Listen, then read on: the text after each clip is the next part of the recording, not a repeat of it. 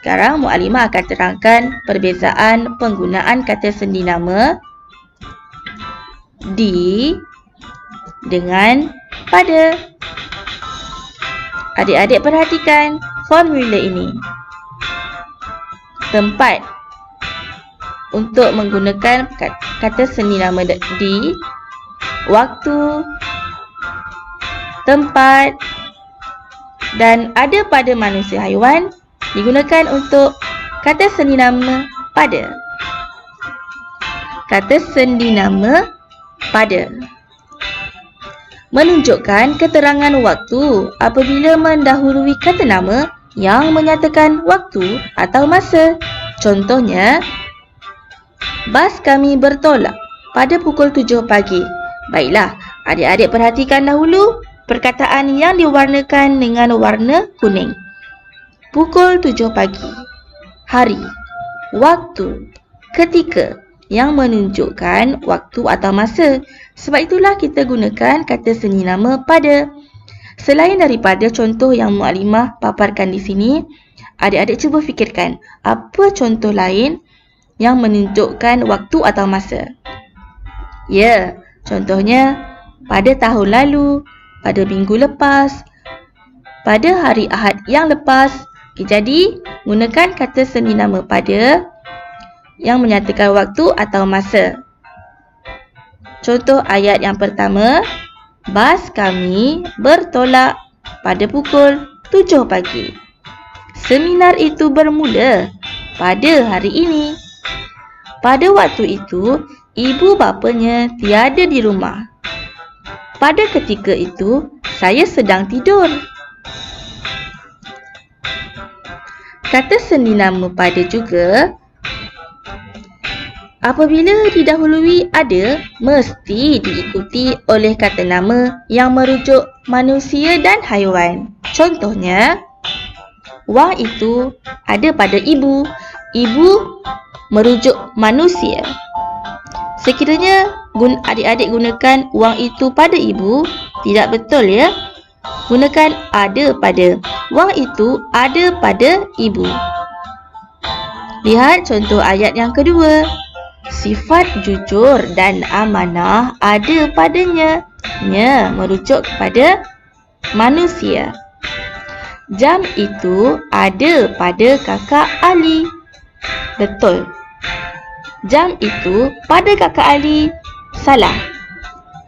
Ingat adik-adik, kata sendi nama pada apabila didahului ada, mesti diikuti oleh kata nama yang merujuk manusia dan haiwan. Jadi adik-adik perlulah gunakan ada pada. Seterusnya, kata sendi nama pada juga digunakan sebagai perkataan yang terletak di hadapan kata nama yang menunjukkan tempat bagi perbuatan sesuatu kerja. Contohnya, adik-adik perhatikan ayat yang pertama. Kaki lembu itu digantung pada cangkuk besi. Digantung ialah kata kerja. Cangkuk besi ialah tempat bagi perbuatan sesuatu kerja. Jadi gunakan kata sendi nama pada. Kaki lembu itu digantung pada cangkuk besi. Betul. Sekiranya adik-adik gantikan kata ganti nama pada dengan di, salah ya. Kaki lembu itu digantung di cangkuk besi. Salah. Okey. Seterusnya, layang-layang itu tersangkut pada tiang telefon. Betul. Tersangkut ialah kata kerja. Adik-adik boleh lihatkan contoh ayat yang lain. Tulis ialah kata kerja. Kertas ialah tempat bagi perbuatan kata kerja tulis ini. Jadi gunakan kata sendi nama pada. Tulis nama pada kertas ini. Pemberitahuan itu ditampal pada papan kenyataan. Ditampal ialah kata kerja. Papan kenyataan ialah tempat bagi perbuatan kata kerja ditampal ini. Sebab itu, gunakan kata sendi nama pada.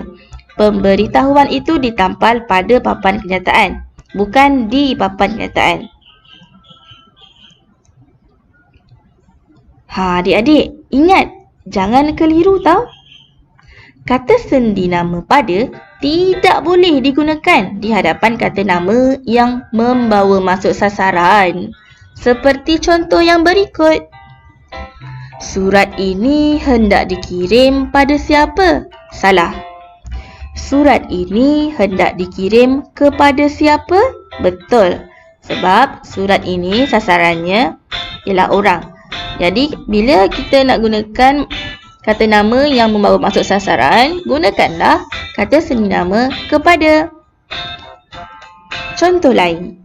Serahkan borang tersebut pada Cikgu Amira. Salah. Sasarannya ialah Cikgu Amira. Gunakan kata seni nama kepada. Serahkan borang tersebut kepada Cikgu Amira. Betul. Berikan wangmu padaku. Salah. Berikan wangmu kepadaku. Betul. Kemalangan itu perlu dilaporkan kepada polis. Jadi dalam ayat ini siapa sasarannya? Ya, polis ialah sasaran. Ya. Jadi gunakan kata seni nama kepada. Kemalangan itu perlu dilaporkan kepada polis. Betul. Berdoalah pada Yang Maha Esa. Salah. Berdoalah kepada Yang Maha Esa. Alhamdulillah, selesai tentang penerangan perbezaan penggunaan kata seni nama di